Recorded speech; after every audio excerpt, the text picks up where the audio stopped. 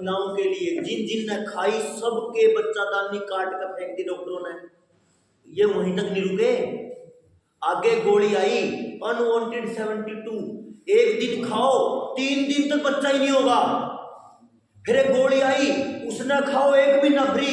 फिर एक गोली आई कई साल तक, एक बार खाओ कई साल तक बच्चे ही नहीं होंगे।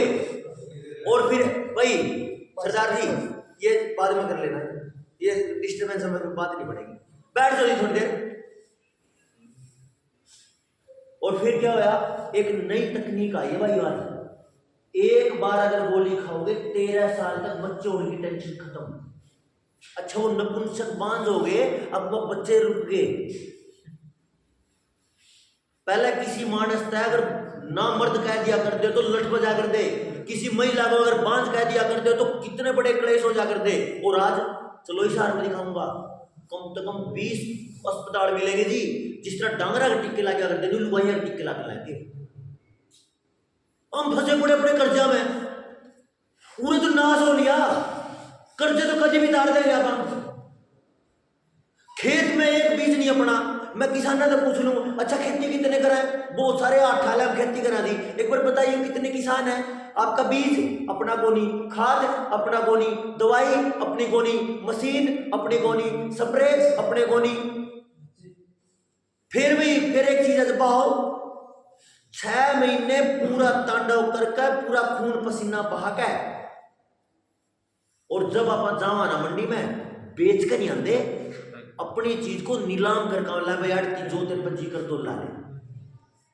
बताओ, एक साबुन बनाने वाली फैक्ट्री, एक छोटी सी टॉफी बनाने वाली फैक्ट्री अपना MRP लिखती है, 10 रुपए से नीचे नहीं बेचेंगे जी, और नहीं बिकती वो। और आप चीज तो आपकी भी वैसी है जैसी साबुन है, लेकिन हम नीलाम करके आते हैं। और फिर इसका मतलब तो मार दो कुछ भी नहीं। फिर हम बात कर लें, क्या बात करा भाई, और आपके पास बचा गए तो किसान बोलेंगे हमारे पास जमीन है। फिर मैं थोड़ा सा और खंगालू, अच्छा कितने लोग ऐसे हैं जिनकी जमीन के किसान क्रेडिट कार्ड पे बैंक में पड़ी, 1000 में तो 999 है, वो एक भी मुश्किल का बच रहा। तो जमीन बैंकों में पड़ी है भाई कर्ज पे, बीज अपना नहीं, खाद अपना नहीं, दवाई अपनी नहीं, मशीनें अपनी नहीं, भाव अपना नहीं। अरे आप तो बंधुआ मजदूर हो। और वो बंधुआ मजदूर कौन सा? बंधुआ मजदूर तो पहले पैसे लेके काम करता रहता है। हम क्या कर रहे हैं, किसान हर 6 महीने खून पसीना करेंगे, और जब आड़ती के साथ या व्यापारी के साथ हिसाब करके आएंगे तो नया कर्ज ओढ़ के आते हैं, घटता नहीं हो। बताओ घटता हो तो? अरे ऐसा क्या हो गया भाई, जो आदमी पूरे देश को 6 साल एडवांस पैदा करके दे देता वो खबर है, कमाल है।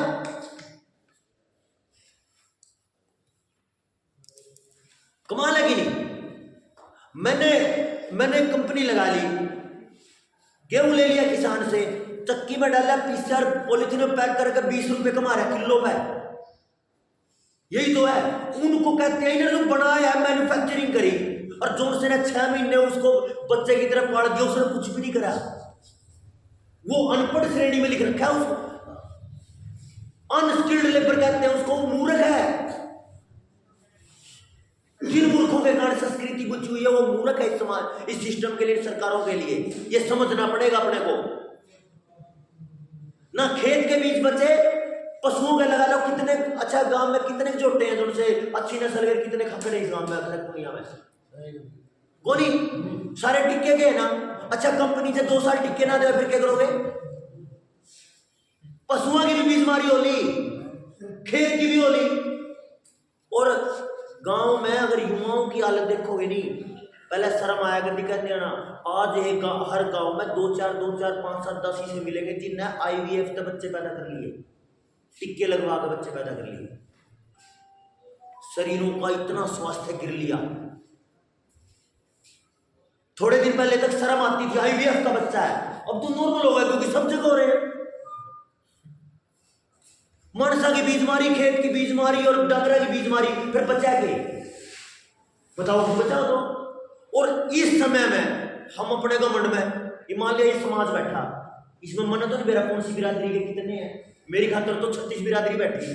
पूरा आ जाएगा कोई बम बना जाएगा, कोई पूरा नेता बनका, ओए बमनो खड़ा उरा बोले रे 10-20 सन वो ले जाएगा, फिर एक जाट आ जाएगा वो ले जाएगा, दूसरे तो जो काम ये इकट्ठे बैठ कर समाज के लिए कर रहे हैं उनको 5 मिनट लगाने समाज का नाश करने में, ये समाज के ठेकेदार आगे ले देंगे। और जब आपको जरूरत पड़ेगी, जब आपकी परेशानी आएगी, कोई नहीं आगे पटकता जी। बताओ कोई आगे पटक दो? जिसका घर नीलाम होता हो, जो कर्जे आत्महत्या करना जानता हो, उसने पूछा कोई नेता आगे भी तू आत्महत्या क्यों करा है? लेकिन हम इतने कमाल के हो रहे हैं, कोई बीजेपी के पीछे लग रहा है, कोई आ रहा है किस के पीछे लग रहा है, कोई कांग्रेसी हो गया, कोई इंडियन होगा, कोई किसी का, जबकि वो किसी के नहीं। भाई जी आपका भाई तो है, भाई साहब का आपका तो है, मेरा भाई मेरे तो है नहीं। सरकार आपको तो नहीं। हाँ जी, ये जो काम की बात था उन्हें कही है ना, बस मैं इस पे आने वाला था। ये जो इतनी सारी बात मैंने आपको बताई है, ये हो कैसे गया? 20-25 साल पहले तो ये सारा काम नहीं था। 20-25 साल पहले तो किसानों की खेत की जमीन और कर्जे में नहीं थी। सबके लगभग लोगों के पास अपने बीज थे, लगभग सबके पास लगभग अपने पशु थे तो खाद भी था, खाद नहीं था। लेकिन ये केवल 20 साल में कैसे खराब हो गया? सोचना तो पड़ेगा हमने। क्योंकि मैं क्यों कह रहा हूं, मैं इस बात को कहता नहीं। अगर मेरे पहले सवाल को आप दूसरा जवाब देते तो आपने ये बोला है कि सबसे पहली जो जरूरत है वो जिंदगी है, जिंदगी यानी अपनी औलाद है। आपने बोला ये कि औलाद पहले नंबर पे, पैसा पर दूसरे नंबर पे। क्योंकि मैंने देखा है किसी का, कितने लोगों को देखा है कैंसर हो गया अगर मैं, उसका पता है कि ये मरेगा, उसको कैंसर के इलाज पे, ऐसे इलाज पे जिसका फायदा भी नहीं होना, उस पर अपनी सारी जमीन बेच दी, घर बेच दिया, पशु बेच दिए, और वो सब ने बिकवा कर मर गया। इसका मतलब क्या था भाई? जब तक मेरी हिम्मत है, जब तक तो मैं अपने प्रयास करूंगा इसने बचाने के, आगे परमात्मा की मर्जी। यही तो बात हुआ है। तो आदमी पहले नंबर पे है ना, आदमी पहले नंबर पे, तो मेरी अगली पीढ़ी पहले नंबर पे है। तो अगली पीढ़ी अगर नहीं होगी तो हम बाकी कब करेंगे क्या? जितने नेता आपके पास आते हैं, जितने दूर ठेकेदार आपके पास आते हैं, ये सब के सब आपकी जड़ों को काटने आते हैं। पूछा किसी ने अभी अस्पताल में इतना करो लिया, डांगर किस तरह खत्म हो लिए, मानस किस तरह खत्म हो लिए? पूछा किसी ने? जब ये दुनिया भर के धक्के थे, नकली बीमारी के टिक्के ठोक रहे थे, पूछा किसी ने? आ गया कोई भी नहीं बोला, एक भी बोला ना। सरकार वाला बोला ना, सरकार का विपक्षी बोला, जो विरोध में बैठा है कोई भी नहीं बोला। और समाज में हाहाकार था। और सबसे पहले इन्होंने किसको ठोके पता है टिक्के में? सबसे पहले लगाए बुजुर्गों को, क्योंकि इस अनपढ़, ये जो लिख रहा है ना अनपढ़ श्रेणी, या उन्हें बुजुर्गों की थी। और पिछले 3 साल में आप अपने चारों तरफ गांव में देखो, लगभग बुजुर्ग निपट चुके। देखो आप नजर मार गए, कोई खिंडकाना दिखता ही नहीं। जो उस टाइम में उसमें आंदोलन में बैठे थे, उस टाइम में तो बहुत थे संख्या में, ये तो दिखता ही नहीं कोई। फिर धीरे धीरे करके पहले बोले 60 से ऊपर क्या ला दो, फिर 60 से 45 का ला दो, फिर 45 से 30 का ला दो, फिर 18 तक ले आओ। 18 तक इतना आए, इतने मान रुक के मार लग रहे थे, वो आवाज उठ गई। तो फिर हिसार में पहला जिला था हिसार, जिसमें बड़ी खबर छपी थी, अब भाई अस्पताल में ये सुई लुवानिया एक भी आदमी नहीं पहुंचा। ये हिसार की खबर थी। उस दिन हमने नहीं होया, अब रुक के मार का कुछ फायदा होया। लेकिन हम पता नहीं किस भाव में चल रहे हैं। अब भाई संजय मेरे तक कह रहे देखो सुनील भाई मंडा पढ़ाऊं और के करूं, मतलब मेहनत कर रहा हूं और भाई तो नहीं। मैं बोला बात इसी है, बात ही बस समझ में नहीं आ रही थी तब अपने गला है, बात समझ में आ जाएगी तो सारे अपने गला। अच्छा एक चीज देखो, जो यो 3 बात मैंने आपको बताई, क्योंकि पूरे के पूरे जो अभियान अपना जनता सरकार मोर्चा का, ये पूरा का पूरा अभियान है क्या? ये पूरा का पूरा अभियान है नस्ल बचाओ अभियान। ये जो महान मूर्ति जो हमारे सामने रखी है, जो महान आदमी हुए, क्रांतिकारी व्यक्ति, इनके विचार के मूल में क्या था? ये यही कहते रहे कि आपके देश में, आपके समाज में तबाही आने वाली है। इतना 1994 में 15 दिसंबर 1994 को भारत ने एक समझौता साइन करा, और उस समझौते में क्या था इसको समझना एक बार। उस समझौते में यह था कि भारत में अगर किसी जगह पे अकाल पड़ जाए या किसी जगह पे बाढ़ आ जाए तो उन लोगों को मुआवजा देने का जो निर्णय सरकार नहीं कर सकती, तो कौन करेगा? अमेरिका के बैठे हुए लोग प्रतिनिधि बनकाएंगे, यहाँ का सर्वे करेंगे, और सर्वे करने के बाद बताएंगे कि यहाँ कितना मुआवजा दिया जाए। पंजाब देखा आपकी बार, आधा हरियाणा, पंजाब तो आधे ज्यादा डूब गया, मतलब तबाह पूरा, इतनी बाढ़ थी। हरियाणा का जो करनाल और उस साइड का जो यमुना से जुड़ा है जो एरिया था, कितना तबाह हो गया पूरा। अब मतलब पूरे देश में कितनी जगह बाढ़ थी, कहीं कुछ भी नहीं। और कल न्यू का जब हम तो 1 लाख रुपए एकड़ दे देंगे, इन कागज के नोटा में मतलब खाका मरेंगे जब अनाज ही नहीं होगा तो खेत में। क्या क्यों है ये बाढ़ की स्थिति क्यों बढ़ने लगी? मैं आपको बताऊं, मैं पिछले 13-14 साल से खेती कर रहा हूं, बिना केमिकल की, बिना जहर की। तो उसमें क्या हुआ, ऐसा लगभग पिछले 13 साल में 5-6 बार होया। मेरे खेत के नजदीक है, लगभग 3-4 एकड़ दूर अब जो ये ड्रेन है, जो बरसाती नाला, उस बरसाती नाले में कई बार ऐसा होया कि पीछे से ज्यादा बहाव आकर वो एरिया भर गया। पिछले 13 साल में यूरिया, डीएपी, केमिकल कुछ नहीं पड़ा मेरे खेत में, तो मेरा खेत पानी पी जाता है तीसरे दिन, पूरा डोर तक पूरी तरह हो रही हो, कितना भर रहा हो, और बाकी जो एरिया है उसको 15 से 20 दिन लगते हैं पानी पीने में। क्यों? क्योंकि जिस दिन से यूरिया पड़ा उस दिन से खेतों के जो सुराख थे वे बंद हो गए, चिड़ी होगी जमीन, केचुए रहे नहीं, जीव रहे नहीं, कीटाणु रहे नहीं, जीवाणु रहे नहीं, कुछ नहीं रहा। और एक कमाल हमने और कर दिया यूरिया डीएपी के साथ में। आजकल में बहुत तगड़ी मशीन ले आए हैं जिसका नाम है रोटावेटर। चलते हो गया रोटावेटर, खूब चला है। कोई भाई अगर उसने किराए पर चला दो तो उसने बदल लियो।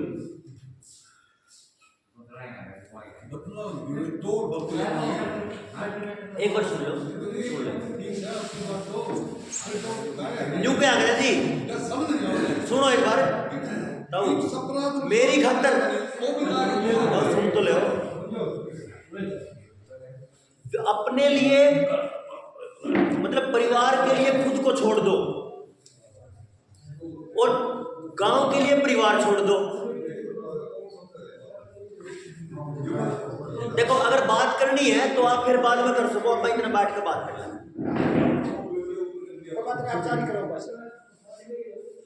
रामकुमार जी बोल लो ना, जाना जिन्हें जानो ना जान दो, कोई बात नहीं।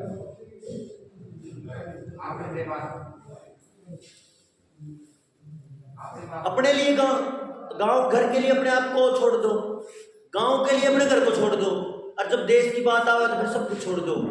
फिर लास्ट में एक बात आवे, अगर स्वास्थ्य खराब होना शुरू हो गया है और मरण का नहीं चल रहा है, फिर देश ने भी बाद में संभालो, पहले स्वास्थ्य संभाल लो, क्योंकि स्वास्थ्य न बढ़ेगा तभी देश बढ़ेगा। तो जब मैं रोटावेटर की बात करूं और रोटावेटर से जोड़ के समाज की बात करूं, अगर एक रोटावेटर को चेंज करने से गांव बदलता हो तो रोटावेटर छोड़ना कोई बड़ी बात नहीं, क्योंकि उसकी मशीन नहीं बदलनी है। रोटावेटर क्या करता है, रोटावेटर का ब्लेड है जी ऐसे मुड़ा हुआ 4 से 5 इंच का है ना, और उसकी स्पीड बहुत ज्यादा है, पंखे की तरह चलता है। जब वो चल रहा है मिट्टी में तो 4 इंच मिट्टी जो ऊपर वाली है उसको तो बना देगा रेत, और 4 इंच नीचे अगर आप उस मिट्टी को हटाओगे फरस जैसे हो जाएगी मिट्टी, फरस जैसी पक्की है ना। तो उससे क्या होगा, देखो जब पानी थोड़ा ज्यादा आ गया यानी बारिश थोड़ी ज्यादा होगी तो बाढ़ बढ़ जाएगी, क्योंकि पानी तो मिट्टी में जा ही नहीं रहा। और अगर थोड़ा सा सूखा पड़ गया यानी 1 महीना बारिश नहीं हुई तो नीचे की नमी तो वापस आई नहीं, जड़ें तो केवल 4-5 इंच में है, तो 4 इंच मिट्टी सूख के वैसे पत्थर हो जाएगी। तो आपकी फसल को दोनों तरीके से खराब होने से कोई नहीं रोक सकता। मैंने जब ये हजारों एकड़ में ये प्लान देखा है, सैकड़ों को तो मैंने करवाया है, और बहुत सारे साथी हैं जो बिना यूरिया डीएपी की खेती कर रहे हैं।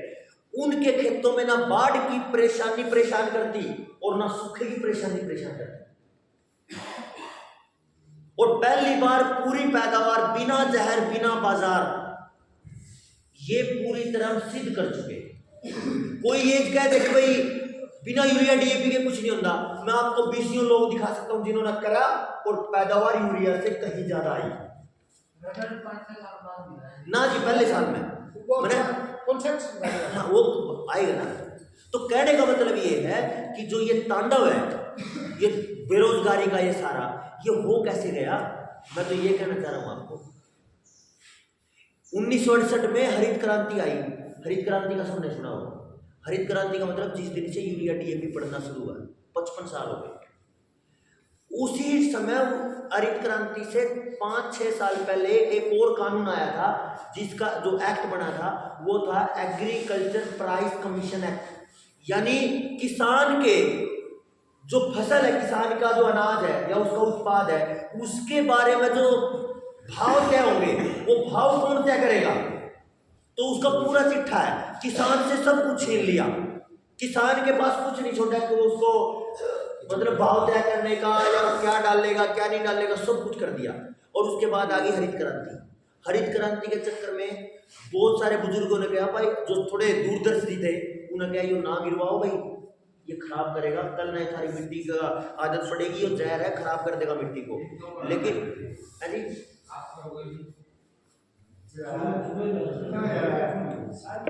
हाँ जी बताऊंगा मैं सारा। तो इन्होंने वो करना शुरू करा। तो शुरू में जब लोगों ने नहीं गिरवाया तो इन्होंने क्या करा, पीछे तय, और ये जो एजेंट आया करते, जैसे ना इफको सुना है ना, जो यूरिया डीएपी बांटता है गाँव में, एक क्रिबको भी है।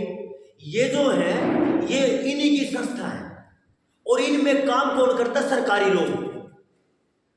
संस्था प्राइवेट कंपनी की है जो ये हरित क्रांति लेकर आए। इसमें जितने भी है ये सारी की सारी प्राइवेट कंपनियां बनाती हैं, खाद जितने हैं। और इसको बांटता कौन है, इफको क्रिबको में लगे हुए कर्मचारी, जो सरकार की तरफ से पैसा मिलता है जिनको, और कह देते तो कोऑपरेटिव सोसाइटी है। और इन्होंने कर्ज बांटने का काम भी सोसाइटियों से शुरू किया था। बहुत सारे बुजुर्गों को पता होगा, जो कर्ज नहीं भर पाते थे तो उनको जीप में बिठा बिठा के इनको बेइज्जती करा करते, किसानों की करा करते कि नहीं करा करते, सोसाइटी वाले लोगों की। और वो तो थोड़ा सा होया था, 50-100 रुपये, 200 रुपये, 500 रुपये ऐसा था।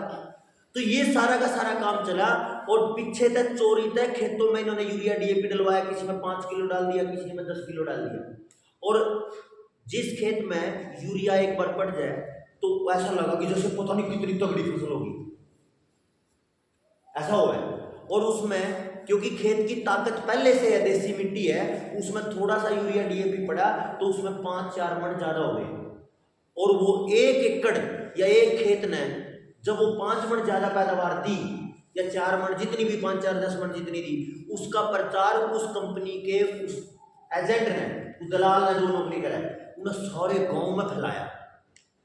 और ये समाज का, ये प्रकृति का, पूरी सृष्टि का नियम है, लाभ का सिद्धांत। सृष्टि की हर चीज लाभ के पीछे जाएगी, जहां उसको लाभ दिखेगा वो उसके पीछे जाएगी।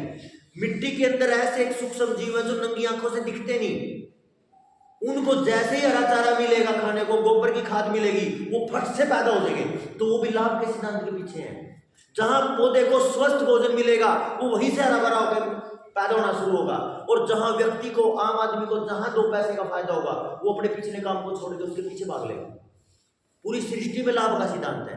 तो जब वो 5-4 मन गेहूं या कोई भी फसल पैदा होनी शुरू हुई, पूरा समाज धीरे धीरे करके आज पूरा देश या पूरी दुनिया यूरिया डीएपी के कब्जे में है।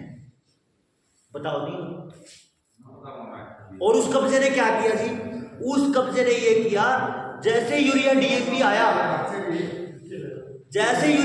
आया, उस यूरिया डीएपी ने खेल खेला। कैसे खेल खेला, जैसे मान के चलो हम यहाँ ठंड में बैठे हैं, अभी ठंड में हम कौन कौन सी चीज खाएंगे, मूंगफली, तिल, गुड़, ऐसी चीज खाएंगे, शकरकंदी, ऐसी चीजें खाएंगे जो शरीर को गर्म रखेंगी। क्या ये सारी चीजें, जैसे अनिल भाई बैठे आयुर्वेद पर काम कर रहे हैं, क्या ये सारी चीजें गर्मी में खाई जा सके? आप अगर तिल को या मूंगफली को गर्मी में 100 ग्राम मूंगफली खा लेना, आपके लीवर को सड़ा सका वो, इतनी इतनी गर्मी पैदा कर देगी। और इसी तरीके से गोंद कतीरे का पानी हम पीवा ठंड में, गर्मी में, आज उसको पी के दिखाओ निमोनिया तो मार देगा। तो पूरे साल भर में 12 के 12 महीनों में अलग अलग मौसम में अलग अलग चीजें खाने को होती हैं, तो उसके अनुसार खाते हैं। अब मान के चलो 12 महीने की सारी चीजें छोड़ गए और हम क्या करा, केवल एक दाल खाना शुरू करा चने की, 12 के 12 महीने दाल खाएं, तो क्या होगा, 2 तरीके के रोग आएंगे। एक तो दाल खाने से ज्यादा दाल खाने के रोग, और एक दूसरी चीजों की कमी के रोग, भाई हरी सब्जियां नहीं खाई, तेल नहीं खाया, तिल नहीं खाया, बाकी चीज नहीं खाई। इसी तरीके से मिट्टी की बात है, क्योंकि ये नियम है, वैदिक नियम, यथा पिंड तथा ब्रह्मांड, जैसा इस शरीर में है ना वही बाहर है। अगर बाहर के सिस्टम को हम देखेंगे वही शरीर को देखना पड़ेगा। तो हमने क्या किया, मिट्टी को चाहिए 18 तत्व, nitrogen, potash, phosphorus, zinc, calcium, carbon, 18 तत्व हैं। लेकिन हमने कितने दिए थी, यूरिया और डीएपी चाहिए थे 18, दिए कितने, 2, और 2 में 3 प्रोडक्ट है, एनपीके, नाइट्रोजन, पोटास, फास्फोरस। तो मिट्टी बीमार हुई, और मिट्टी जैसे बीमार हुई, फिर किसी भी कंपनी ने ये नहीं कहा कि भाई ये यूरिया छोड़ दे तो तेरा स्वास्थ्य सुधर जाएगा मिट्टी का, ना, इस खतर ये स्प्रे कर। फिर 3-4 साल बाद वो बीमारी, उस दवाई ने काम करना बंद कर दिया, फिर कह दिया दूसरा स्प्रे कर। और पिछले 40 साल में कितने हजारों दवाई आई है, आपको अंदाजा है? क्या इलाज हुआ है खेतों का? आपका कपास का एरिया है ना, ये कपास में बिट्टी कपास है, नरमा, बीज किसका है? किसका बीज लेते हो? टोटल कंपनी का। नरमा का बीज आज किसान के पास खत्म है, क्योंकि वो बिट्टी है, जेनेटिकली मॉडिफाइड है, उसका बीज ही नहीं बनेगा। कपास जो आप बोल रहे हो, आपके पास अपना बीज बनाने का सिस्टम नहीं है, यानी उसकी बीज मारी हो चुकी कपास की। और कितने हजारों एकड़ है जो हर साल इतनी बीमारियां खड़ी बानी पड़े, और ऐसा मैं अपनी तरफ से कह रहा हूं, ऐसा हो रहा है क्या? बोल देंगे हो रहा है ना ऐसा? तो इसका करें क्या भाई, समाधान तो ढूंढना पड़ेगा ना। इस बिट्टी कपास का क्या रिजल्ट है, देखो एक बार। आप नमकीन लेकर आओ, नमकीन, बिस्किट, कुरकुरे, लेज, चिप्स लेकर आओ ना, आपने कभी उसका लिफाफा पढ़ा है? उस लिफाफे को पढ़ना जी, उस लिफाफे के पीछे जो इंग्रेडिएंट्स लिखा रहता है ना, इसमें क्या क्या है कंटेंट में, उसमें इतना बड़ा लिखा रहता है कॉटन सीड ऑयल, यानी बिनोड़े का तेल है ना। और बिनोड़े का तेल क्या है, मैं आपको बताऊं, ये जो बिट्टी कॉटन है, इसको देसी तरीके से मैं बता दूंगा, देसी बताऊंगा।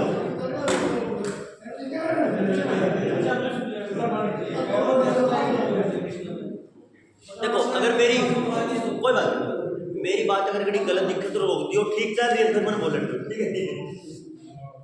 देखो क्या होगा, अगर एक माँ को, किसी भी जीव की माँ को, कुत्ते को, बिल्ली को, पशु को, गाय को, आदमी को, किसी को भी, अगर उसके शरीर में किसी दूसरे जीव का बीज डाल दिया जाए बच्चे पैदा करने के लिए, मान लिया बिल्ली के शरीर में कुत्ते का बीज चला जाए, और कुत्ते के शरीर, कुतिया के शरीर में बिल्ली का बीज चला जाए, तो क्या पैदा होगा? ऐसा जीव पैदा होगा, ना वो बिल्ली होगा ना कुत्ता होगा, यही तो होगा। ये जो बिट्टी है, बिट्टी जो नाम है वो एक कीड़े का है। आपने बिट्टी बिट्टी सुना, बिट्टी का नाम आपने नहीं खोजा। बिट्टी नाम है बैसिलस थ्योरोजिनिसस, एक अंग्रेजी नाम है। और ये अंग्रेजी नाम किसका है? मिट्टी के अंदर एक कीड़ा हुआ है, इस नाम का अंग्रेजी नाम है, हिंदी का मतलब नहीं बता सके है, क्योंकि ये बिट्टी जो ये पूरी तकनीक है, अंग्रेजी है। बैसिलस थ्योरोजिनिसस नाम का जो कीड़ा है, उसके जीन निकाल गए और इसके कपास के बीज में गिर दिए, ठीक है जी। और इसके बाद अब वो जो उसमें से निकल रहा है, वो क्या निकल रहा है इसका अपना पता ही नहीं, वो बीज क्या बन गया, और उसका जो खुद का बीज बना करता वो बीज बनना ही बंद हो गया। अगर कोई बीटी कपास को बोले और उसी बीज को अगले साल बोले तो उसको कुछ नहीं बिगड़ेगा। और ये काम सारी सब्जियों के साथ हो चुका। अगर आप राजी होकर टमाटर खा रहे हो ना, तो आप अपने बच्चों को क्या बना रहे हो आपको पता भी नहीं। पहले टमाटर खट्टे होया करते, आज मिठे हैं। उसका जीन बदल दिया। पहले आपका खीरा, जो पहले ये कहावत भी थी, खीरा सिर से काटिए, मलिए, नमक लगा, मतलब रगड़िए नमक लगा के, उसका कड़वा पड़ जाता था। आज हम जा रहे क्या करना, ये आ रहे हैं ना बिट्टी के, इसके आ रहे हैं पोली हाउस के, और उस पोली हाउस में मैं इस पोली हाउस वाले किसानों के साथ मैंने 1.5 साल तक के खाए हैं। भाई तुम करो क्या हो, करते क्या हो, इसमें डालते क्या हो। एक साल में 2 से 2.25 लाख का जहर डालते हैं। ऐसे ऐसे केमिकल हर तीसरे दिन स्प्रे करते हैं। नीचे जब वो खीरा वो लगाते हैं ना, 10-10, 15-15, 20-20 कट्टे डालते हैं नीचे। इतनी बीमारियां आती है कि स्प्रे का ओढ़ नहीं, और हर तीसरे दिन 20 क्विंटल उतरता है जी। और हर तीसरे दिन 20 क्विंटल ऐसे नहीं उतरता, वो कितना देना पड़ेगा उसको, वो अपना अंदाजा है। और वो हम धड़ल्ले से खा रहे हैं।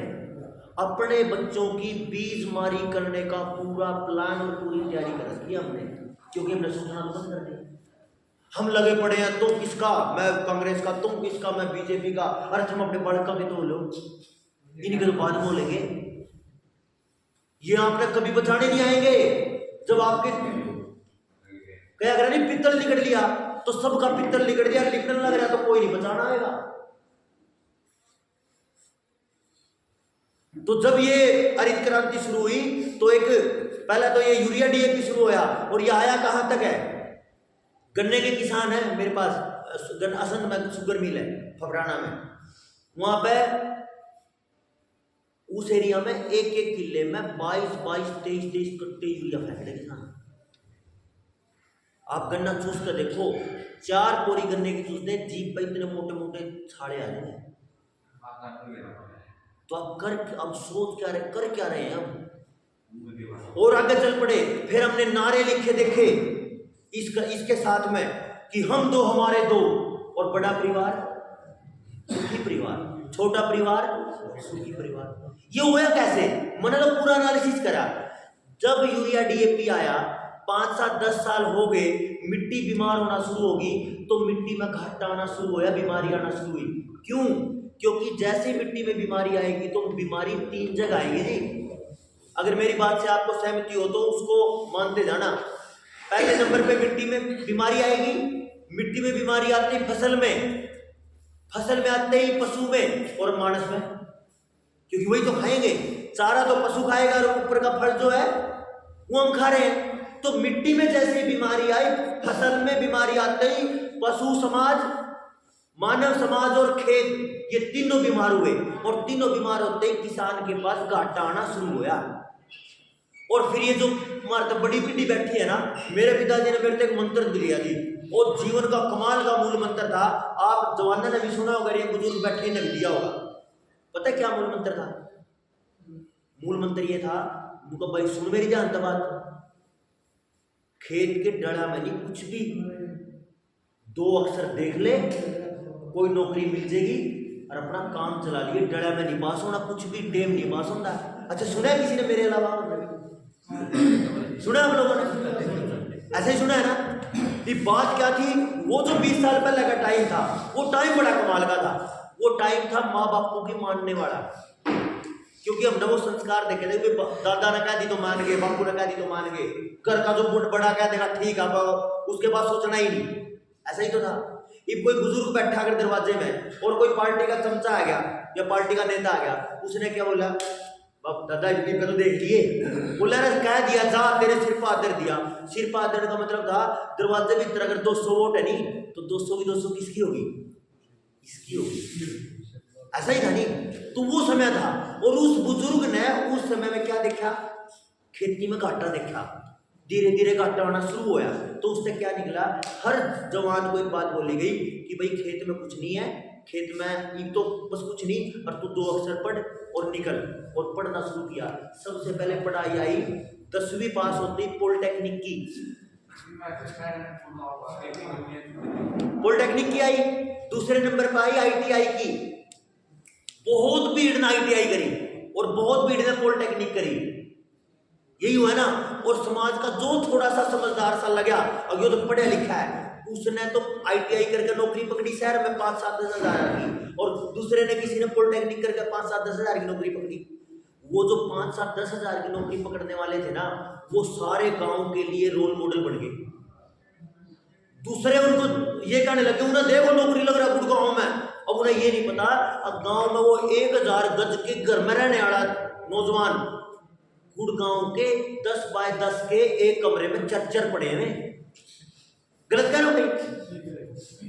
उन्हें यही नहीं पता सुबह 7 बजे कमरे से निकला है और रात 8 बजे आकर पड़ा पुट्टे की तरिया। उन्हें यही नहीं पता जिंदगी क्या होती है। कौन थे वो जिनके गांव में 20-20 किले थे, कहीं 1000 गज का घर था, और वे उन्हें क्या कर रहे हैं? उन्हें यही नहीं पता जिंदगी कहां गई। और उसकी जिंदगी तय जब उन्हें देखा है, अब बापू तो बताओ, बापू मेरी तो जिंदगी नरक होगी, तो बापू की तो इज्जत का सवाल है। पढ़ा लिखा छोरा गुड़गांव में तो नौकरी छोड़कर डलिया आएगा है। तो बापू की नौकरी खातर उसने अपनी जिंदगी दांव पे ला दी। और कितने ऐसे लाखों हजारों नौजवान तो मैं मिला हूं जिन्हें ऐसे करके बोला भाई बापू ने कह दिया, बस कह दिया, ये तो आप इसमें तो 1 साल बीत गया, 2 साल बीत गया, जो तनख्वाह 8,000 से शुरू हुई थी वो 12 होगी, फिर 15 होगी। गलत तो नहीं कह रहे भाई? फिर वो 15 होगी। 15 होते क्या होया? देखो भाई छोरा तो ही जवान हो गया और तनख्वाह भी बढ़ गई, तो ये ब्याह दो, यही तो होया। तो अब शादी कर दी तो 1 था 2 हो गए, 2 हो गए तो फिर खर्चे थोड़े और बढ़ गए। पहले एक कमरे में 4 पड़े थे, अब पति पत्नी अगर हो गए तो एक तो घर अलग चाहिए, कम से कम 2 कमरे का, कम से कम 1 कमरा, 1 किचन और 1 टॉयलेट बाथरूम का तो अलग चाहिए। तो खर्चा 2-3 हजार रुपये किराया भी बढ़ गया, तो फिर वो और पंगा बढ़ गया। ये धीरे धीरे पिछले 40 साल में हुआ। फिर 1.5 साल बाद में 2 से 3 हो गए, बच्चे भी हो गए। अब बच्चे का भी खर्चा बढ़ेगा, पूरी व्यवस्था बढ़ेगी। तो यहाँ के जो समाज में एकदम उल्टा काम हुआ है, इसका ध्यान देने की बात है, जिसको हम कह रहे हैं नस्ल बचा लो जी। यहां सोचना आप सारे मिलके,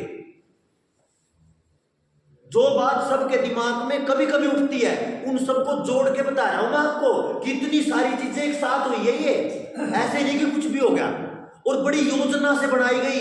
ऐसे नहीं हुआ कि अपने आप ही हो गया, वह योजनाबद्ध तरीके से किया गया आपके साथ। ये जो ये कहा गया नहीं, अब दीवारों पे लिखवाया था हम 2 हमारे 2, उसको करने से पहले योजना बनाई गई थी।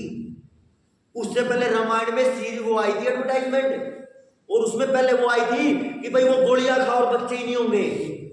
ये उन्हीं लोगों के लिए थी जो से आज ये कह रहे कि जनसंख्या तो ज्यादा होगी, ये उन्हीं के लिए थी। ये मानसिकता पिछले 50 साल से बनाई गई है, ठीक है ना जी।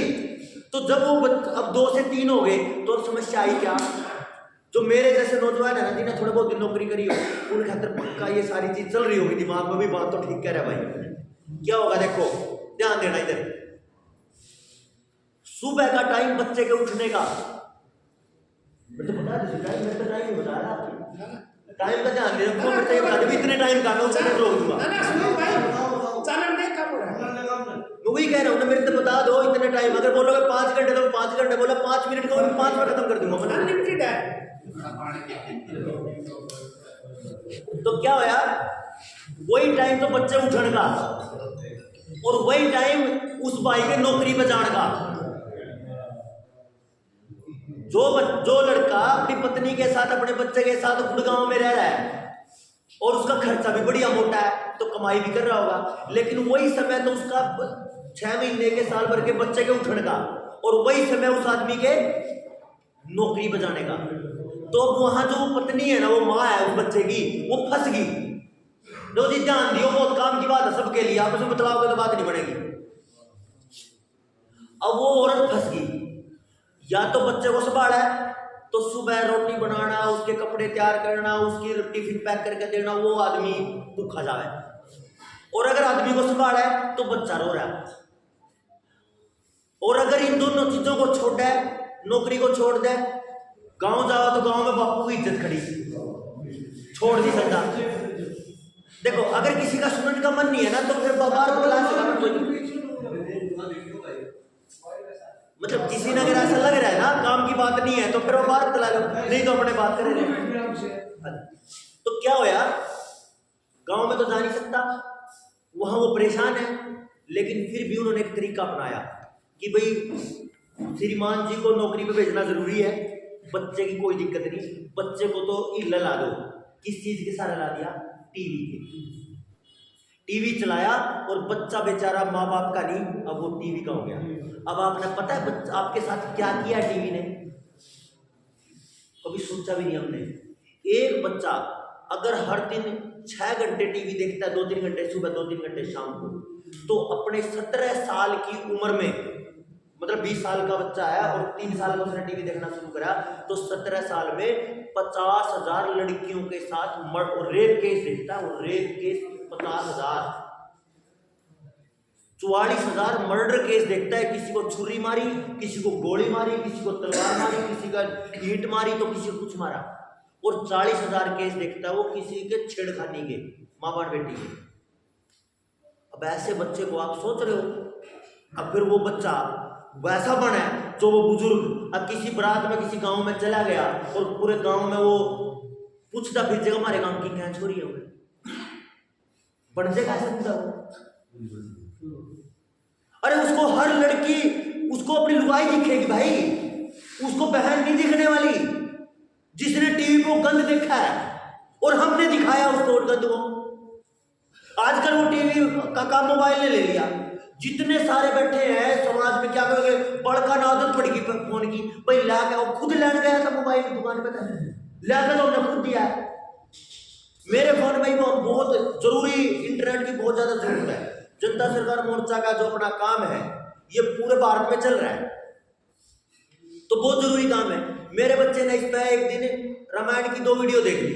अब रामायण आ रही है तो रामायण के बराबर में तो कचरा भी आ रहा है कि नहीं आ रहा है? आपको पता ही नहीं चलेगा कि देखते रामायण रहे थे और नंगी फोटो आ गई, हो रहा है ना ऐसा, नंगी वीडियो आ गई। तो मैंने देखा मैं मर जाएंगे ऐसे। तो भाई साहब पिछले 8 महीने से मैंने इंटरनेट का रिचार्ज नहीं करवाया, क्योंकि मेरे लिए मेरा बच्चा पहले नंबर पे है, बाकी सब काम बाढ़ में जाए। और जिनको ये लगता है कि भाई बच्चा पहले नंबर पे है तो इन फोनों को छोड़ के कीपैड वाले ले लो। और जिसको लगता है कि ना भाई फोन बिना काम नहीं चलता, फिर आप तो मैंने कुछ नहीं कहना, थोड़ा संभालो भाई जो करना है। क्योंकि एक तरफ से नशा मोबाइल का और दूसरी तरफ से नशा एक और आ रहा है जो आपको पता नहीं।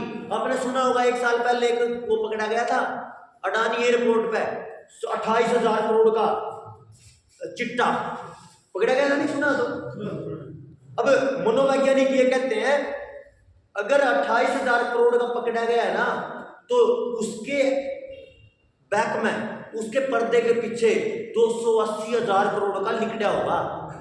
जी वो 28,000 करोड़ का बताएगा कि फंसा तो केवल इतना ही है। यानी 10 गुना जब बर्बादी आनी हो तो 1 गुना बताते हैं ये मैं ये सोच रहा हूं, चलो मान के चलो वो केवल 28,000 करोड़ का ही होगा, तो 28,000 करोड़ का जब वो बिका होगा, समाज में गया होगा भारत में, तो हरियाणा का नंबर भी तो होगा थोड़ा बहुत बांटे में, 2-4 क्विंटल 5-10 टन आया होगा कि नहीं आया होगा? तो उसमें हिसार का भी होगा, मेरे गांव का भी होगा, आपके गांव की भी हिस्सेदारी आती होगी उसमें, अगर नहीं आती होगी। और जो नशा जो बर्बादी आपके गांव में आ गई, आपका बच्चा कितना दूर है उससे? सोए पड़े। वो देवेंद्र बुलारा भाई कह रहे एक दिन मेरा इंस्टीट्यूट था और मेरा बेटा भी पढ़ा करता, वो बोला मैंने मतलब पेशाब कर गाना अंदर पीछे नीचे पब्लिक टॉयलेट में जाया, छोटा सा बच्चा नू बोला कि पापा वहां पे मैंने 2 लड़के देखे, वे अपना ही सुई लगा रहे थे। समझ गए? मतलब इस हद तक समाज के कोने कोने में बर्बादी है कि इतना नशा बढ़ चुका है कि आप अपने बच्चों को बचा नहीं पाओगे। तो बचाने का रास्ता क्या है? बचाने के रास्ते हैं, आप अपनी खेती को समझो थोड़ा। मैं अब केवल थोड़ी सी देर खेती की चर्चा करूंगा क्योंकि आपके इस पूरे सिस्टम को कब्जा लिया गया है। अब मैं आपसे सवाल कर लूं, आपके पास कितने ऐसे परिवार हैं जिनमें आंतरिक